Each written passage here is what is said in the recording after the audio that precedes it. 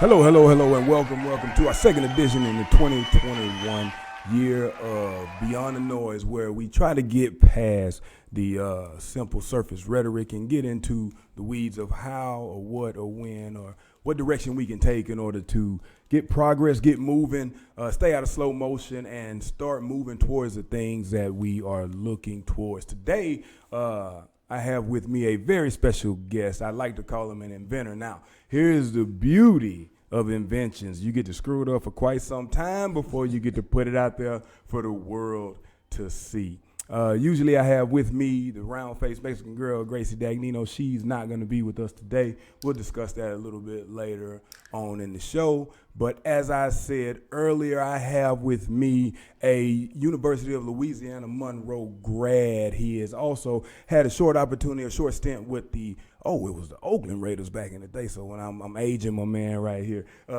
He is one of California's own, and he is here to talk about one of the new, or actually not new, but one of the up-and-coming machines that I think every sprinter, every coach, every up-and-coming sports performance director, personal trainer, anybody who is looking for real speed enhancement, real power, and real changes in numbers at whatever age, then I encourage you to listen to us for this hour, talk about the GX Bolt, how it can help you, how it can help your team, how it came about. Ladies and gentlemen, I have with me the two-way player, the inventor, the scientist, Mr. Mark Potter. Mark, what's going on, good sir? You wasn't ready for that. You know what, man? That's a legendary introduction right there. And if I was being inducted, or any body being inducted to the Hall of Fame, I think they need to hire you, man. That was legendary. Hey, man, I appreciate it, man. I work on it. I'm telling you, I work at bar mitzvahs. I do parties. I do birthdays. I do any kind of announcement you need. You just give me a shout, give me a quick rundown. I get you taken care of. Now, Mark and I have had quite a few conversations before we got to this point. Absolutely. You and I met through Coach Don Hickson, who we think the world of in this space of track and field club and the opportunity to put our athletes into a college based on performance and academics. You are what I call a purist in this spot when it comes to speed development, speed enhancement, and you have invented your own machine, your own piece of equipment based in multiple things that you see and you understand. So let's give the people a little bit of understanding and background of how you got to that. So you got to Monroe by way of California, a two-way player on the football squad. Tell me a little bit about your college career. So early on, as I was born in California, and then later on we moved to Texas. Yeah. And so I'm a graduate of North Shore, and from there went on to receive a scholarship to the University of Louisiana Monroe. Right. Wound up playing football and running track for Coach Kiesler and running track for Coach J.D. Malone. What events you run? 104 by 1. So you speed all day. Absolutely. Yeah. And so when and just tying that into, and that was my thing as a kid, was I did all the milkshakes and stuff like that. Yeah, like the muscle milk and all that. Yeah. But speed was the end all be all, and it's the idea and concept where if you can't see me or catch me, then what's the point, And right. So it was the speed was the end all be all for me. And then obviously being accepted, having some speed, right? And because not everybody has speed. Right. And so being accepted into what I like to call the speed force, and then being able to go on to college and compete and all of those great things was spectacular. And I enjoyed my time in Louisiana, and we were talking earlier about receivers and defensive backs and stuff like that. So you've always been fast. Somewhat. Fortunately, yeah. So let me ask you this, because I think this is important for people to understand. And you have a background in personal training, correct? Yeah, correct. Okay, so you've been fast, but when did you learn the mechanics of how to run, how to apply that ability to the skill? When did you start learning that? Was it in college? Was it in high school? It was high school. It was wow. So when I look back at and you can be the greatest athlete, but until education takes place, you're not able to really just pinpoint everything, right? What do you mean education? So when you go and study and educate yourself on the dynamics of speed and or a lift or Olympic lifting or any form of performance discipline, right?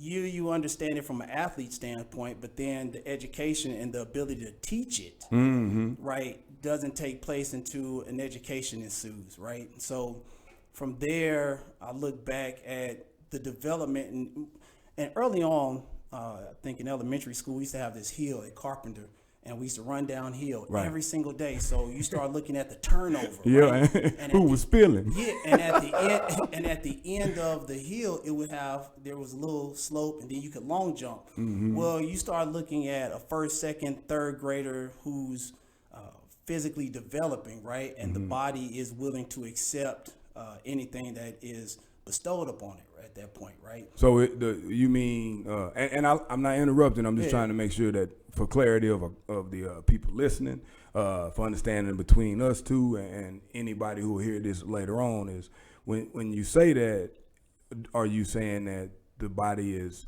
willing to accept or ready to move in that manner you're trying to get it to do? Yeah. So so it's willing to adjust and adapt to whatever it is that's being placed upon it, the right? stress on it. Yeah, okay. And so when you start looking at the turnover, and then I start identifying my strengths and weaknesses in my actual running, it was a hill is overspeed, that's top end, that's CNS, right? And then you tie it into, well, he can't really get out that fast, but after 20 yards or 20 meters, like he really starts to turn him over, starts to push down. Yeah. Well, you neglected power when you go back and you look at what you were doing as a kid. It's like, oh, okay, well, I see the turnover, but there's no power being developed. And so you fast forward many years and started running track. I was fortunate enough I was the fastest kid in elementary and junior high, but then I got to high school, and that's when you start to and for me, I was fortunate to run with a guy named Billy Fobbs. Okay. Billy was all-state. He won state his junior and senior year. He was All-American. He wound up running track at Texas A&M, and I think he went on to run a little bit professionally. But when you look at his mechanics, and the first day of track practice, I think we was running 150s or 200s, and I beat him. And, obviously coach was talking trash. Oh, you let this little peanut head guy beat you, blah, blah, blah. I never beat Billy again. Yeah. I never Did saw he come him close again. up? No. Yeah. And so, but in practice, that was very influential to me, because I would run my brains out every single rep, every single drill to get as close to this guy as I possibly could, not to beat him, but just to see what he was doing. To analyze, research, points, angles, his breathing patterns, his form. And so I would run slew-footed, right, early on. And then you start to see my feet come in, and then you start to see the high knee lift, and then you start to see the arms, and then you start to see the points and angles and being able to maximize the frequency, the length of the stride. And I think my freshman year, I came in 100 like 11.3, and then by the end of my freshman year, I was a 10.61. Fantastic. So I need this for clarity for all of our coaches out there, and especially like parents who are involved heavily in the development of your kid. You gave a whole bunch of sciencey terms, man, and I am enthralled in what you're saying. But I want to make sure we understand. So basically, what you're saying is you took it upon yourself to learn from him by just paying attention and then just imitating. Absolutely. Coaches, like I was taught to teach kids in a manner that says, hey, infants, imitate. That's how they learn. So if you can show, tell, show, that is the coaching, that is the teaching. So you're telling me as a student, you were trying to compete, and instead of always trying to beat and say you won, you were trying to learn how to get to that point. Yeah. And in that, you just copied what he did. Yeah, because he was already accomplished, and he's a little bit older. Mm-hmm. So there was a respect factor in what he could do, not trying to figure out what you could do. Yeah. Okay. There was, and I tell kids when I used to coach, instead of looking at the star on the team and being a hater or be a student, ask questions, and Billy was great, man. I love Billy to death. He definitely helped me out because later on I would be, going to state and regionals and going on to college and running fast times and all of that stuff. So for all of my athletes out there, I mean, you hear the confidence, you hear the passion in his voice. If you can't, I mean, I don't know what we're listening to, but I'm so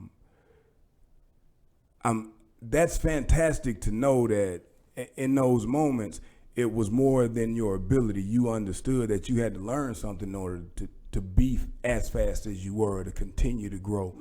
And is that the approach you take to all of your endeavors? That was just the attitude you took to the track or to the field? No, that's an approach that I take just in life. Period. If you can always get better, and if somebody is doing something that you inspire to be or do, become a student. Fantastic. Analyze, research, study, educate, whether books or self-educate. I mean, the thing is, what's beautiful is you have these computers, the palm of your hand, and you can research anything that you want to be great at. And if you're fortunate enough to be around elite athletes and that are doing things that you envision for yourself, then ask questions, be humble and be a student. Man, I say all the time, there's only one secret to being a genius, and it's asking questions. Yeah. Because the more questions you ask, the more answers you're going to get. Yeah. And then if you don't like those answers, you get to find other answers. So it all makes sense. So, brother, you went to Louisiana Monroe. Yeah.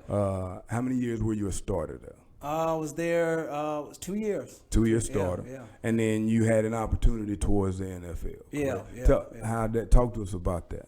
Well, what part? The overnight? The whole, the process, so people have an understanding of. We're talking about, what was your 40 time? I was a 4.32 on grass. 4.3. I finished, I think, at 4.37. When I got to the Raiders, it was like a 4.4. 4.41, 4.4 flat. So you blazing speed. Yeah, so my question is, what did they like? Well, you got 20 years ago, a 4.4 flat is fast. Yeah. Because the average at that time was what, 4.52 at that position or something like that. Just the average. Now, cats the race is over before they get started. It's crazy how fast these cats are, man. It's amazing to see how fast linemen are running under fives, and you're like, man, you gonna run me down there? I don't want that smoke. Yeah. But you had an opportunity there. How was that experience? Because I had an opportunity with the Skins, went as a free agent. Had a chance to play a couple of games, was on the same field. Michael Vick, had a chance to play a few preseason games, and then, the Reaper come scoop you up when things ain't going the way you think they should. He grab your book and send you home. So, but the experience was fantastic, man. I learned so much about the little things it takes to play at the highest level. And then the consistency and just the smallest, meticulous, detail-oriented movements is the difference between a PBU, a pick, and a touchdown thrown on you. So how was your experience? So it was a lot of, when I look back, a lot of my ability was predicated on quickness and speed. And so you kind of rely on that. But what's crazy is I didn't become a student or it didn't hit me until it was all over with. After they kicked you out of class. Yeah, and then you sit back and it's all of these years. I remember sitting on my mom's couch and closing my eyes and just looking up like, what's next, right, in life. I think I'm 23, 24. and you're like, crap, man, well, what's next? But I remember closing my eyes with my head back, and man, the entire game just like, it just came to me, and I was like, I should have pressed him and did this, or my hand should have been here. I should have been looking at, and you start to think like, man, well, it was the mental capacity that you're lacking, and so go ahead. I want to take a step back on what you said. You said, what next? At 23 years old. Yeah. I know that feeling. Yeah. And I had a job. Yeah. And well, it was 21 years old, going on 22 for me, and I had been cut, got a job, graduated from school. Yeah. I had all these good things happening, but I was like, what next? What is this about? Let me keep trying. Let me keep chasing this, because I know I'm good enough to play. I'm just not good enough to play on that team. Yeah. But that what next feeling kept me confused and a little anxious and almost depressed. Yeah. That was me though. So that, before we get into what happened next, what did you think about that? Like what next? What was going through your mind after that? I really don't want to talk about that. All right, cool. There you go. So I mean, that's it's heavy. Yeah, because you know, my last time I saw my dad, I was 5, right? And then he died when I was 15. And so football I remember me and my brother playing football in the alleys growing up as a kid, right? In California. And every Saturday, my family would migrate to my brother and my cousin's games. And so in that environment, your only way out, I love what I'm seeing, right? I think I was a water boy maybe then. I would try to run on the field and do, right. Try to show off for the coach. But you become immersed in that, and it just attacks you and it just consumes you. And so you start to understand, and you begin to work out and train, and you know one day that you're going to. So for me, we moved to Texas. We didn't have the resources for me to play Little League, right? So I didn't start playing until 7th grade, but I started working out in about 7th grade. I mean, 5th grade, because I knew one day I was going to be on a collision course. One day it was going to be, there's no denying. And it was 7th grade when one of my buddies asked, well, man, are you going to play football? And I was like, well, how much does it cost? And they were like, oh, you just sign up and put your name on the list. And so it consumes you, because that's your way out when you're not in a great environment. Right. You're running from something. Right. And then and it's unlike a job where you're qualified, you can go get another job. This is football. This is over with. Like then you age out, you become old, you can't do it. And so for 20 years, that is your mindset and thought process. And then the carpet is just overnight, wham, just, the rug is it is snatched out from under you. Yeah, so you sitting up there thinking like, and you literally get walking papers. Yeah, you literally, like every friend that I had that had that experience, everybody that I know that has gone to the league, got close workouts or what have you, they all go through a form of depression. They all do it. And I may be giving somebody a business here, but the NFL has stuff for retired players, but for college guys that's on the bubble, there's nothing for them. There's no number to call. There's no coach. There's no service. There's no nothing. And it's like being a soldier in the war. Your job is infantry, and that's your mission. And then when the mission's over with, welcome to society. And there's no, you got to learn how to function in society. Man, that makes so much sense. Now I actually feel better about that process alone, because I understand how you feel and what you're saying, because we get so caught up in the ultimate goal that we miss all of the things we had on the way to that ultimate goal, without the realization of, I think delusions of grandeur is real, and we mask it in confidence because we believe in our abilities or what other people said or projections or things like that.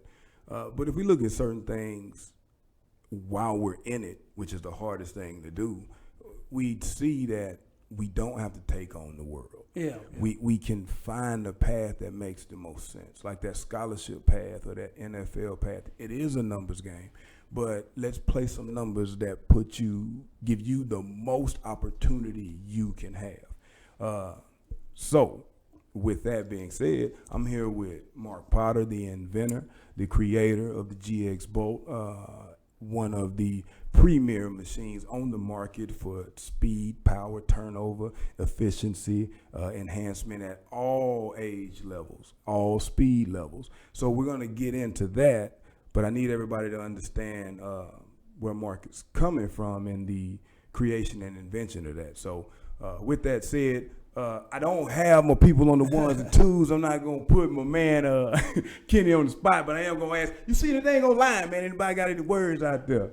You can't see it, so I don't know what's happening out there in the world. I might have to try to find it myself, and that is a struggle for me. But with that said, now you are no longer a Raider. You're trying to find out what's next. What was next? What was the career move you made that led you into the creation of the GX Bolt? It was always being a student of speed and just being in love with speed. I mean, from dog races, horse races, obviously track and field, looking at angles on the football field and watching all the great NFL players, college players. And so after college, kind of just drifted, a little bit after, because the biggest question is, after your football career is over, what I feel is, who are you without that sport, right? What's the name on the front of the jersey? Who's the person under the helmet? Yes, and you're looking for your identity, right? Because you have none. You have none. So after I drifted a little bit, I stumbled into welding, right? And so I started. So I started welding. Completely walked away from the game, which was good because it lets you mentally adjust and focus, and kind of like re-entering society.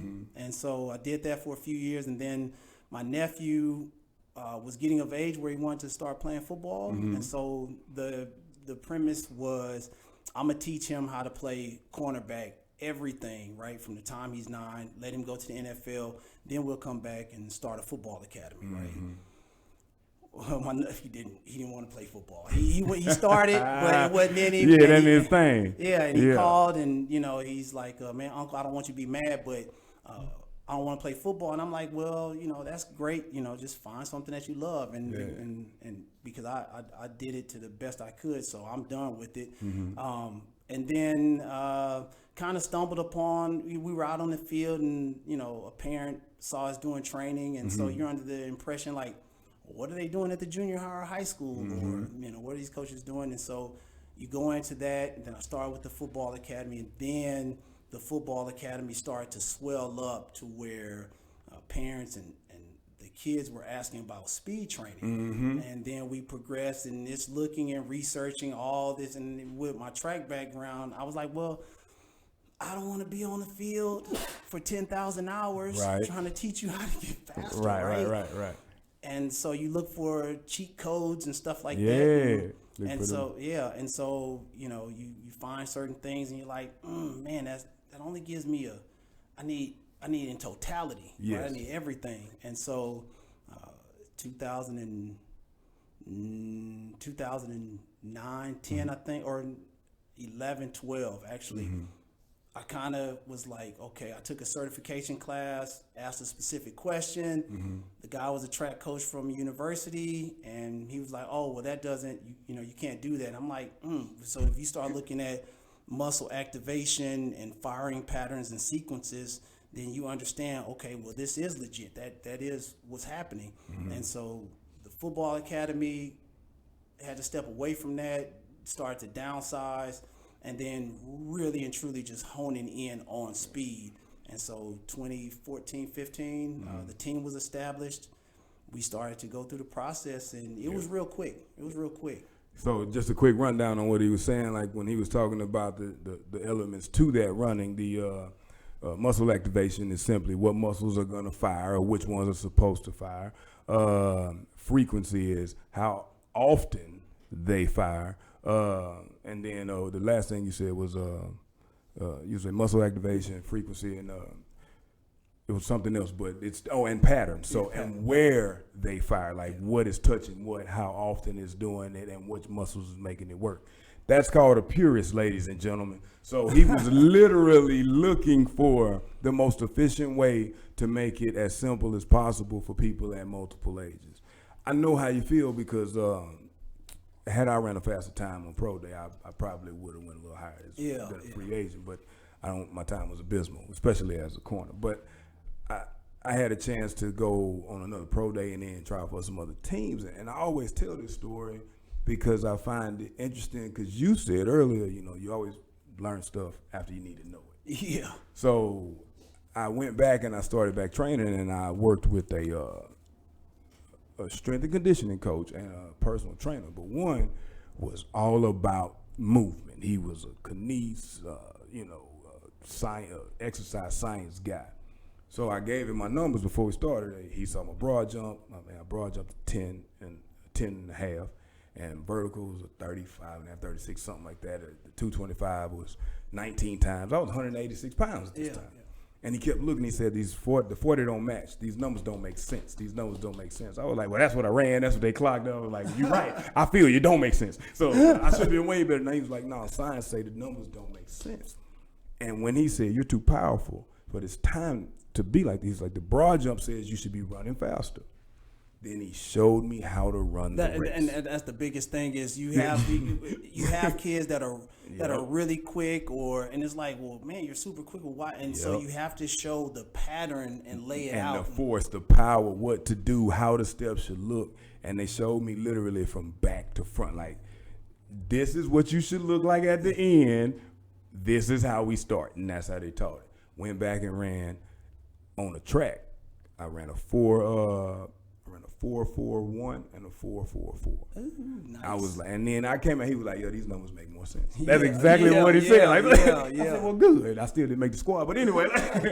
But I felt good about it, and I was big on like, well, my purpose for what we do now, trying to help kids get scholarships, the whole nine, was I've seen multiple athletes better than me not get the opportunities I was given.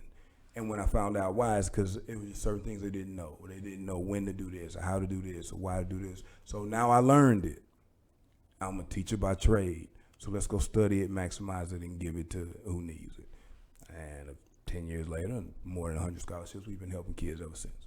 Awesome. So you see what I'm saying? Awesome. So I needed to understand it because I didn't want people to get the information after they needed it. Yeah. And I think that's the biggest thing is I was listening to, I can't remember, a coach talking about education and educating your students, right? Mm-hmm. And so when you can educate your students is when you see the greatest results, mm-hmm. right? When they know how, when, where, the purpose, and you can explain it. And then they start to go through their own education and researching, and then everything makes sense. And then on top of that, as a coach, it also builds trust with you and the athlete in you as the coach to continue to progress them. So that's important that you can spoon feed mm-hmm. the big, everything in totality mm-hmm. to come together later on down the line. Well, most of that hasn't happened, man, because the information has not been. For a while, it was just recreational. Ability got us to certain spots. But then things became a little more sophisticated and a little more analytical, and kids got bigger, stronger, faster, and then the numbers, and then it became a spectacle. Yeah. So now people are measuring it. So as the way people view the game evolved, the way that the people had to prepare, it evolved, which gave us these opportunities, actually. But you said something earlier, man, that I really want to come back to. You said after football, going into society or life, you didn't have an identity. I've been saying that for a while, too. There's a space between athletics and the end of athletics, not the leading into the next thing. There's a gap where you're trying to find out who this is beyond this structure I've been living for 20 years. Yeah. Did you have any idea who that person was? Not at all. Okay, because not at all. I thought I had somewhat of an idea of, and all it did was I tried to take that same football attitude towards everything without the understanding of all of it. And I keep coming back to that because you're talking about somebody who's successful right now, who's had opportunities in multiple spaces. Mark, who's helped multiple athletes and multiple coaches help other athletes. It's that understanding of we understand. You know what I'm saying? Like what you're about to embark on, there's a path that you can avoid, which is going to help you find the one to take. Right. So you went into that, did some training, and you wanted to find the whole approach, the holistic situation, the purest approach. So that's how the Bolt came about. Exactly, and it was, and so the with the football academy, I was able to break positions down step by step, piece by piece. So I started to develop the ability to really focus on pure development and what all goes into the end result from point A to Z. And so that carried over into developing GX Bolt. And so now you start asking yourself, well, speed, is the end all be all. It's like money. Everybody wants it. You can never have enough of it. Right. And most of all sports that's played on the horizontal plane is dominated by speed, right? Field sports, you got to be able to run. And so you start to dive into the science of that. There's the code, and then there's formulas and ingredients that has to be followed in order to get the ultimate code of speed. You start talking about stride. You start rate of force production, stride length, stride frequency, proper sprinting mechanics. Then you tie that into specific races or runs like the 40, 100, 200, things of that nature. You have to break that down, and what does it look like? Okay. With that said, I am here with Mark Potter. He is the inventor of the GX Bolt, and GX Bolt is an ultimate workout exercise machine to develop speed and to develop linear speed as well as lateral speed, power, and explosive movement. So we've been talking about it. So let's find out, what is this thing? What does it look like? Where can they find it? Where can you find the GX Bolt? If I was online and I wanted to find out, I need my 12-year-old to run faster. And what equipment or what machine can I buy to help with speed? And the GX Bolt pops up. What is it? So GX Bolt is a mobile resistance training device, and should I say it's the only functional and fully mobile resistance training technology that simply aids an athlete to develop speed in totality, from first step quickness, acceleration, drive phase, transition phase, maximum velocity development. You're talking about speed endurance, the whole gambit. GX Bolt is a end all be all. So the GX Bolt sounds like it is a machine that allows you to put more power and force in the ground to run further and faster than your opponents by being strong and using proper mechanics with resistance. Is that what that is? Correct. So is it a bungee apparatus? Is it a hydraulic apparatus? Is it a sled? Is it like if we were to describe it, where can you find it first? Where? So the website is www.gxbolt.com. You can also find us on Facebook, Instagram, and Twitter at GX Bolt. Okay, perfect. So now we have the machine. How much does it weigh? It's 50 pounds. It's only 50 pounds. All right. So now when to tote it, we just throw it in the back of the truck, then take it off the truck, sit it down, and then we can roll. Correct. Okay. How much workspace do we get with it? Like, what is it? Does it pull me back? Is it like, we'll talk about comparisons in a bit, but what is its purpose? So how do I engage in it? And then Miss P, if you're getting online, we got Miss P on the ones and twos back in the house right on time. I need you to pull up that GX Bolt online, drop it on the Facebook page so people can see what that machine looks like and understand what he's describing. So if I were to connect myself to it, what would be the first thing you would would show me whenever I'm getting ready? So it works as a traditional sled. It's still a sled. Okay. Right. Yeah. And so when you start talking about speed, you have to have a form of weight-based training in order to produce and increase speed. Right. And so that. Why is that? So applied force. The more force you can apply, the faster you are. So let me ask you this, because you are the speed guy. I think kind of so. act like I hope so. I kind of act like I know what I'm talking about, but I like where we're going with same. this. So I would tell my athletes a lot of times, we can't go faster until we get under that hood and fix the mechanics. So you're gonna look better.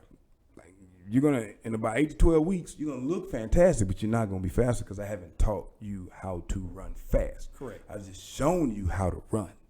So is that basically after being shown how to run, now the machine is the assister in running fast, is what you're saying? In some capacity. So there's a drill we have that's straight leg run, because you have the machine and it has it's still a traditional sled to a degree, but then you have resistance. So you can isolate athletes and drills in segments. So I'm gonna use one drill, for example, like the straight leg runs. You can place the athlete you can place the harness on the athlete as they fall and they start to conduct the straight leg drill, right? So now you're working on ankle strength, you're working on proper sprinting mechanics, lower body wise, you're working on foot placement, hip flexor development, teaching the athlete how to push off of each stride right before the leg goes airborne. Thank you. Right? And can you give an example of that? Because a lot of people think that the speed comes from slamming the foot down on the ground, applying force that way, when every part of your foot has a real purpose in running and stopping. So when you say that, help them understand, like right before the foot gets airborne, what do you mean by applying force? We're pressing the ball of the foot, like. So the stiffer the lever, the greater the force, right? So when you start to increase the ankle joint, knee joint, hip joint, right, then that's greater force that's being applied. So the straight leg runs really help athletes develop that, and we suggest 40 yards to really been able to teach the athlete the correct form and getting them to feel and understand the movement. Because you have a lot of athletes, they'll come heel toe. And so being able to slam that foot down, or at least the ball of the foot right in front, right in front of the hip as the hips. Right underneath your body, yep. Right in front of the hip. Right, slightly in front, but the hips pass over, and now with the leg, you start to push, and that's when it goes into the flight phase. And so then with the resistant bands, you have the athlete connected to the ankles, and now they really have to kick. So you're talking about hip flexor development at this point. And so that's a drill that we use. And then upper body, obviously the proper sprinting mechanics. Derek and I talk about this all the time, where who is Derek? Derek Brew. Okay. Derek Brew is he's a 2004 Olympic gold and bronze medalist. He endorsed the product, but he's a part of the GX Bolt team. And so we talk about the science and all of this stuff pretty regularly. But with the arms, you're talking about being able to properly drive and correct proper sprinting mechanics with the arms. And then you can progress that drill by connecting the resistance to the arms. Got it. That makes sense. So what in comparison, what would you compare this to? So there are some machines that I am extremely fond of. Some hydraulic based, some lever based, and then there are some that I would never suggest ever. And I'll give an example right now: the parachute. Ladies and gentlemen, use it at your own discretion. But as a speed development coach, I would only use parachutes for diving out of planes. But there's a bunch of reasons for that, and most of it is mechanical integrity. You lose mechanical integrity. Right. So what would be the thing that the machine helps you focus on, and what are some comparables? Like what products out there has it been compared to? So again, GX Bolt is still a sled base, because you have to have some weight based training to improve speed, right? And so then you start tying in, like I said, the resistant speed cords to the arms and legs, and that. So the weight base allows the athlete to improve rate of force production. But then when you look at the resistant bands and where they're strategically located for the limbs to move and develop high rates of speed, right? So you get full functionality. Full functionality through the full range. Through the full range of motion, right? And so when you look at the drive phase, and we're going to use this as an example, the drive phase, and we just track and field. So in 100 meters. Drive phase is 30 meters. Right? What is the drive phase for all of our laymen out there? Because for football, people think the drive phase is 10 yards. First 10 yards, 40 yards, and then you just run as fast as you can. That's the furthest thing from accurate. However, it's like what would you consider? So the drive phase is where the body is in the angled position to significantly increase force production that allows the athlete to push down the track, like pushing the track behind them, right? And so that lasts for 30 meters. You're building up to maximum velocity, right? And so with GX Bolt, what makes it different than anything else in the market is the fact that you can have this one device where you can train the entire drive phase in totality. So now when you start talking about muscle development, anything else, it's one. You can only train this 30 meters, but you can only get 22 meters out of it. Well, before you get to 22 meters, at 17, you got to start hitting the brakes. So now we're talking about muscle development. So you're neglecting the muscles from transitioning over to the upright posture where the athlete starts to continue to accelerate, right? So you reach maximum velocity. So what you're saying is you increase the power through the drive phase, or how long you can push hard enough to get to max speed before having to turn over, almost like a swimmer who can stay underneath the water. But Correct. So it keeps you from the backside mechanics and the turnover phase until you absolutely need to do it. Until you start to make that transition. There is not another machine out there on the world that can do that. No. And so because sled can't do it. I'm sorry, I'm getting excited. So when you start looking at a sled, so what they want is a sled. It does work on the drive phase, but that's it. And so as the posture change, you have two connections, right? So you have the waist and then you have the small of the back. Well, you're still, by that connection, the athlete wants to bend over and neglect the muscles from transitioning to accelerate, right?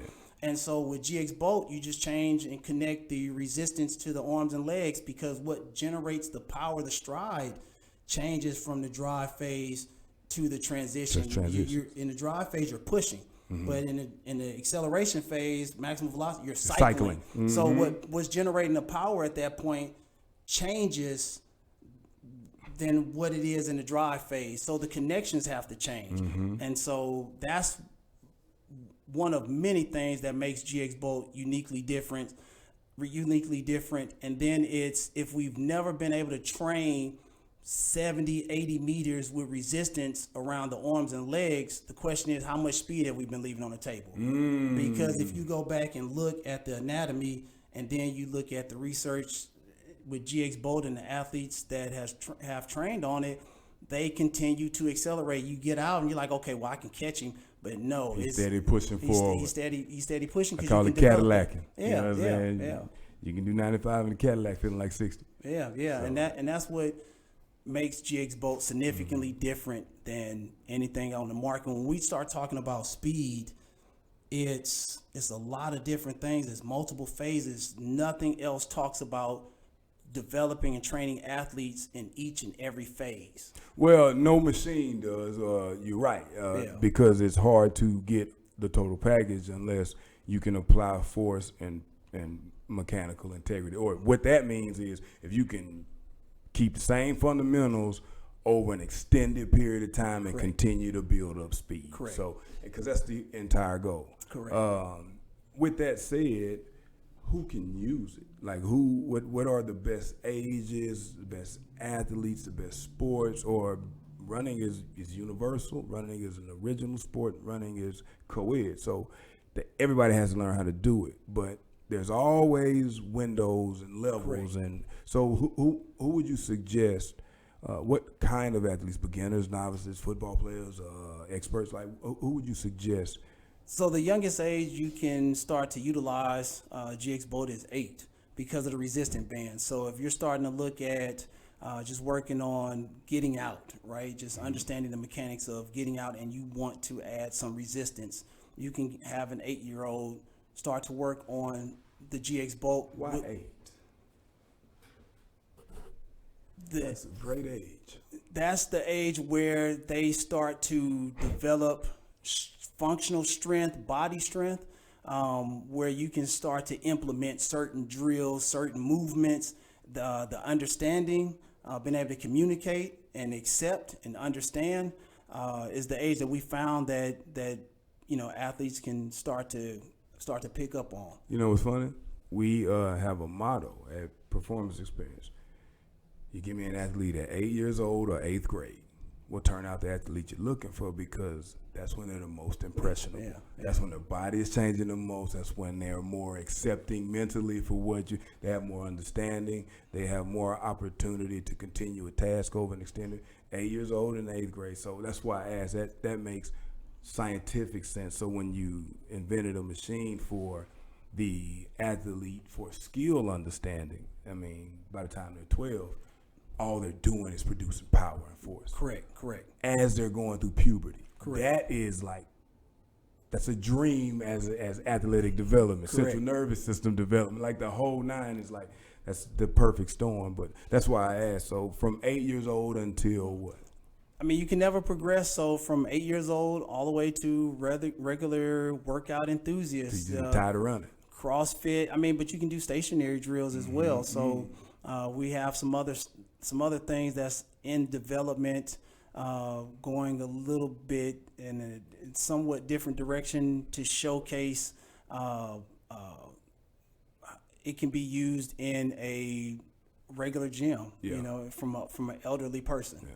So I'm confident that you want to get this to the world. Like the goal is every person with any aspiration for speed mechanics or a high-level professionalism, or as a dream to be an Olympic sprinter, or somebody who's an instructor trying to master their craft. But who would you say needed to get this in their hands first? Who could do the most for the most people if they took what group? Are we talking about middle school coaches, college coaches, up-and-coming sports performance directors, at home workout enthusiasts? Like who do you think would have the most impact right away?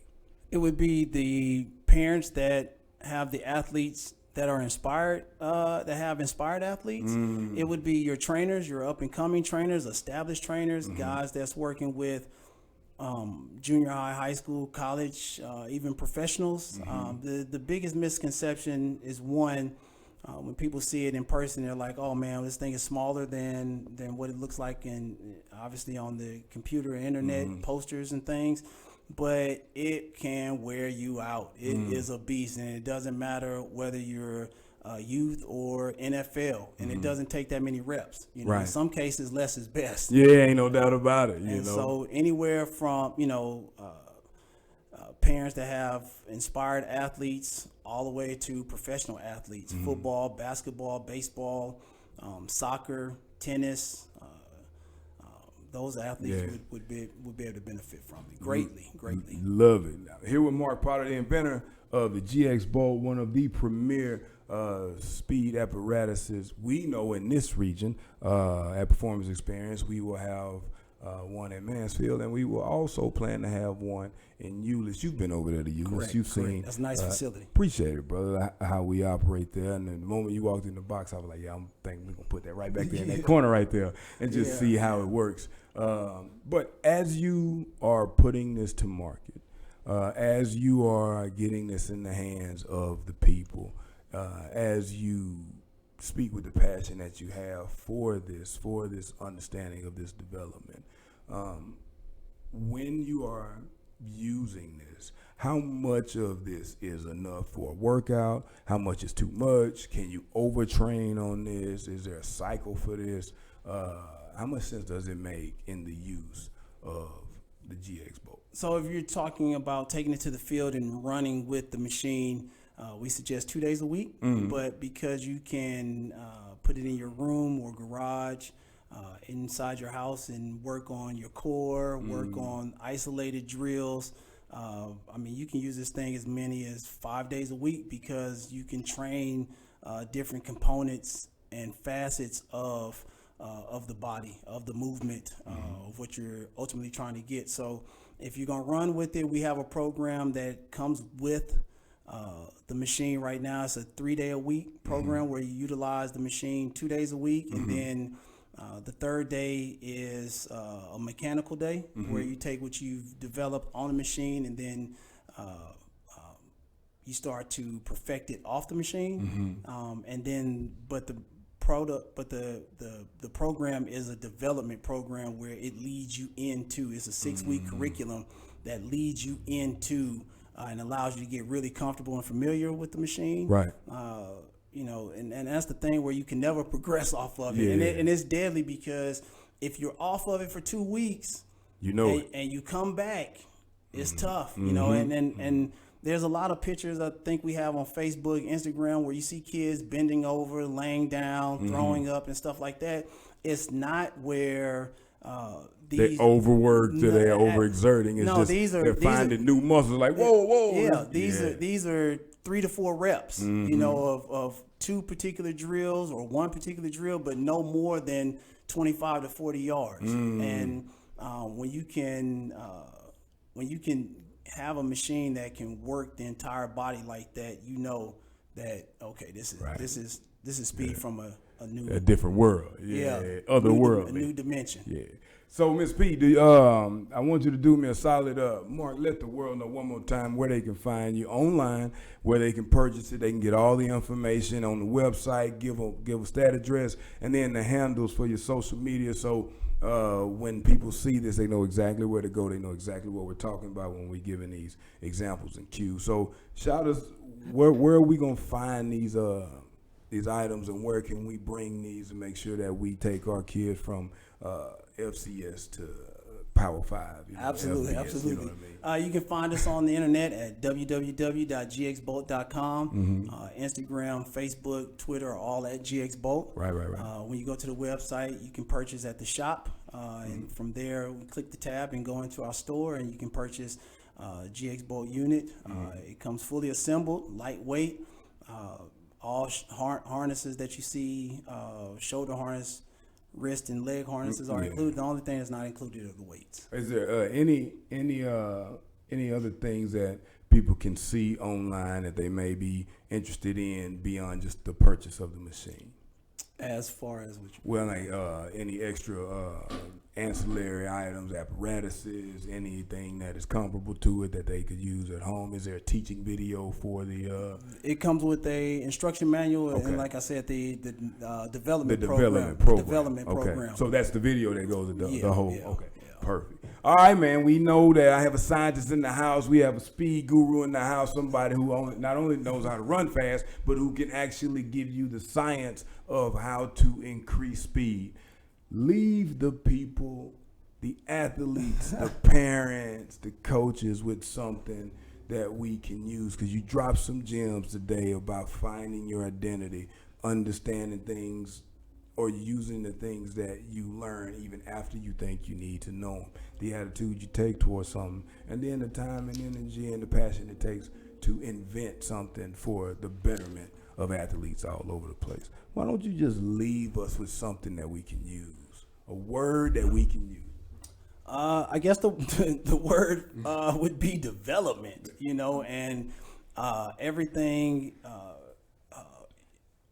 in totality of what that means, right? And then the other word is dedication. Man. And that's the biggest thing, where I think that's the word I like to leave people with, is dedication. Like you think but you have no idea of what it really and truly takes, right? When you focus on this light, no matter what comes after you or come at you, like if you just focus on the end result and take care of everything after that, it's one of those things where you separate yourself from the world, you isolate yourself from the world, to focus on this one skill, this one craft, this one development, and what's all involved in that. It's the mindset. It's waking up every single day and doing the correct things. Is telling yourself you kids, being your own cheerleader, because some days you may not have the cheerleader, confidence but it's is everything, ain't it, bro? Absolutely, and it's that dedication that I just don't think people quite understand, like what it takes. Yeah, man. I don't think they understand. I think everybody wants to be successful. They talk about it, but it's waking up 3:50 in the morning, 7 days a week with no alarm, because that's what I do. If you follow me on Facebook, you will see numerous posts where I wake up at 3:50, 3:30, 2:23. 4:47 a.m. with no alarm clock. I love what I get to do for a living. I love our team. I love the product. We're dedicated. I'm dedicated. There's nothing else on the face of this planet I'd rather do, and I'm serious about it. Yeah. I'm serious about that. And so every day I wake up is like Christmas. Every single day, 7 days a week. I'm excited every single day. I can't wait for the Monday to roll around so I can get right back in there and get right back after it every single day. Where did that come from after you played? Where did you get that? I don't know. I think, growth, maturity, realizing and understanding, being able to take advantage of opportunities that's given to you. And if you stay ready, you don't have to get ready. Man. And I think that's the biggest thing. The one thing that I learned from playing, and I made this video years ago and I figured this out, sports give you all the keys to be successful in life, right? But once the coach and that atmosphere disappear, at the end of the day, you're just left with a bunch of keys in your hands, and you're having to figure out, okay, prior to, coaches would tell you what key goes in which door, right? Wow. Yeah. And now wow. You're left by yourself, and you have to figure out what key goes in which door. And the doors are just stacked on top of each other. But you have the keys, right? And so it's hard work, perseverance, dedication, self-belief, confidence, building yourself up, the right mindset, one more rep, one more day. You got me this time, but next time, it's being excited. Every rep, every opportunity, every day. And so that's what football what football gave me, what sports gave me. And I just had to realize what key went in which door. And now it's pretty good. I gotta ask. So in that realization, how long did it take? And don't. And then did you have to learn it, or were you taught some of it? I had to learn it. It took me, I think I came out of that maybe 27, 28. And then that's when I was under the realization, like, okay, but what was therapeutic for me, I started training athletes. And then that became therapeutic because then I could just give athletes a part of me, because my career was over with and there was nothing I could do with that talent. So if I could sprinkle some talent on you, give then it. And so that really helped tremendously. This has been fantastic and phenomenal for me. Miss P, you got anything on the line that we can say before these last 2 minutes? Well, there's quite a few things. Someone said, they asked a question: does this increase power down the stretch? Absolutely. And not only that, it increases power in the middle through the drive phase, so you can sustain continual increase until you get to max speed. And the rest were comments for you. You're the real deal. Bingo Mark. And Mark is a great guy. I appreciate that. Man, we really appreciate it. Got to have you back. I want to talk about the phases of the GX Bolt. If you don't have one, look into it. If you are a speed coach, if you are a track coach, if you're an up-and-coming guy who wants to be a coach, there's never a time when you can't learn through functionality. If somebody's giving you the tools, just get a toolbox and see if we can get that done. So I am going to leave with this. I don't ever leave with a sad word, but go ahead, brother. Go ahead. Yeah, absolutely. I want to commend you guys on what you guys have going on. I came by the facility today. I really love what you have going on. I love the facility. just the growth and the process of Man, what I you're going appreciate through. that, man. 2021 is going to be explosive for you guys. We love the podcast. We follow you guys. I follow you guys. Yeah. So definitely want to say congratulations and thank you and how grateful and appreciative we are for you guys having us and all your hard work. So. Man, I appreciate it, and we're going to do some things together down the line, so it's going to be all good. All good. Man, I really appreciate that. I have I want to inform our audience, our community. Everybody knows the round-faced Mexican girl, Gracie Dagnino. She's always on the ones and twos. She's the right hand. She makes performance experience turnover. I just walk around a lot and act like I know what I'm talking about. Unfortunately today, Gracie lost her father, who was battling COVID-19. Now, Gracie's family, Gracie is one of the best. So anybody who's listening, I think in this time it's imperative to make sure you understand what the people outside of your family or these what I call scheduled families, the 5:30 in the mornings and the personal training clients and the parents and the 6 p.m.s. I think it's imperative that we pay attention to them and we put a little sunshine in their life in some of the hardest times. So, Grace for you, the entire family, your sisters, your mom, I know all of you guys. Our prayers are with you. We appreciate you. We love you to death, and we're gonna be here for you. So, all of of our audience or our family, just know that Gracie is right now dealing with a hard time, and sometimes just being there and being available is the best thing we can be. So, Grace, we'll see you back here soon. Mark, you have been an absolute treat. If you are not getting the GX Bolt, don't complain about not being able to move up and down the street. We will see you guys next Monday on Beyond the Noise. Yeah.